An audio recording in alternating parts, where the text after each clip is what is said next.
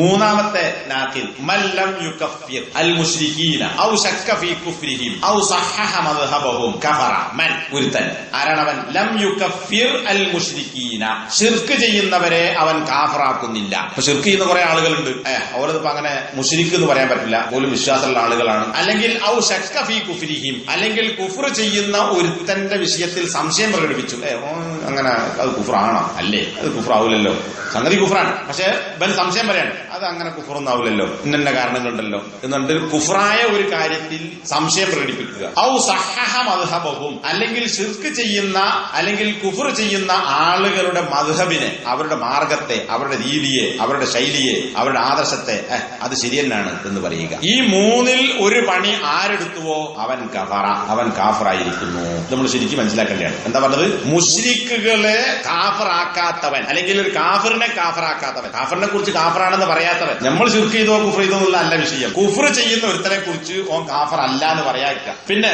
ശിർക്കോ കുഫ്റോ ആയ ഒരു കാര്യത്തിൽ അതാണോ അല്ലേ എന്ന് സംശയം പ്രകടിപ്പിക്കുക. ശിർക്കും കുഫ്റും ചെയ്യുന്ന ഒരാളുടെ പ്രവർത്തനത്തെ അത് ശരിയാണെന്ന് ന്യായീകരിക്കുക. ഈ മൂന്ന് പണി ചെയ്താലും അപ്പണി ചെയ്തവൻ എന്തായി? കഫറ, അവൻ ഇസ്ലാം മതത്തിൽ നിന്ന് പുറത്തുപോയിരിക്കുന്നു.